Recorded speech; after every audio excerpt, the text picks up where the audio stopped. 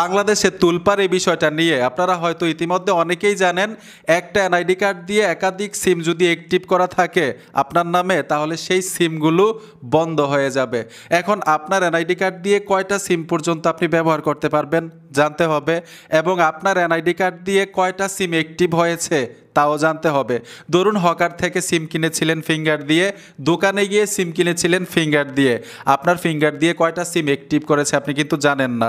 আপনার NID card দিয়ে অন্য কেউ সিম চালায় কিনা, ব্যবহার করে কিনা তাও কিন্তু আপনি জানেন না। খুব সহজেই যাচাই করতে পারবেন এবং একটা এনআইডি কার্ড দিয়ে কয়টা সিম পর্যন্ত ব্যবহার করতে পারবেন এই ভিডিও থেকে সম্পূর্ণ ক্লিয়ার হতে পারবেন। তো চলুন আমরা মূল ভিডিওতে চলে যাই।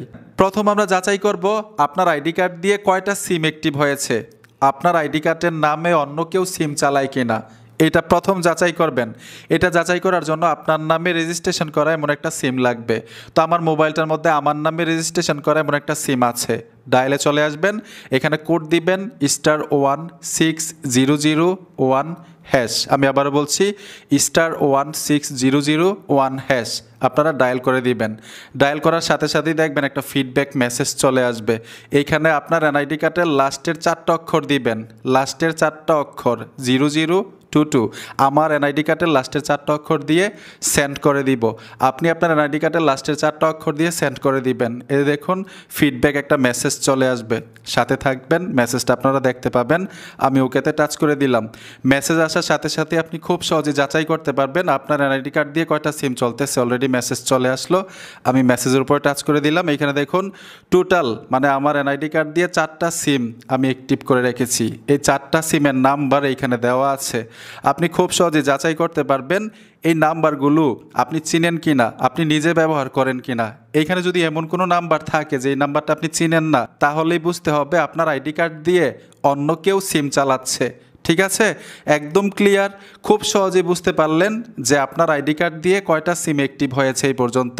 4টা সিম, আর এই 4টা নাম্বার কিন্তু আমার পরিচিত নাম্বার, আমি নিজেই ব্যবহার করি। এখন গুরুত্বপূর্ণ বিষয়ে আসি, একটা আইডি কার্ড দিয়ে কয়টা সিম আপনি অ্যাক্টিভ করতে পারবেন, ব্যবহার করতে পারবেন।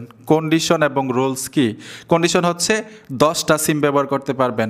বিভিন্ন কোম্পানি থেকে আপনি 10টা সিম অ্যাক্টিভ করতে পারবেন আপনার আইডি কার্ড দিয়ে। যদি 10টা সিমের বেশি হয় তাহলে কিন্তু ওই সিমগুলো বন্ধ হয়ে যাবে। ধরুন আপনি 15টা সিম ব্যবহার করেন, 12টা সিম ব্যবহার করেন, 10টা সিম অ্যাক্টিভ থাকবে আর বাকি সিমগুলো বন্ধ করে দিবে কোম্পানি।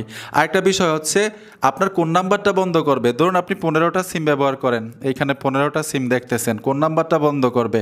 যদি আপনার সিমগুলো রানিং থাকে তাহলে কোম্পানি আপনাকে ফোন দিবে, কোম্পানি আপনাকে জিজ্ঞাসা করবে আপনার কোন সিমটা বন্ধ করতে চাচ্ছেন, তখন আপনি নাম্বারটা বলে দিবেন, ওই সিমটাই বন্ধ করা হবে।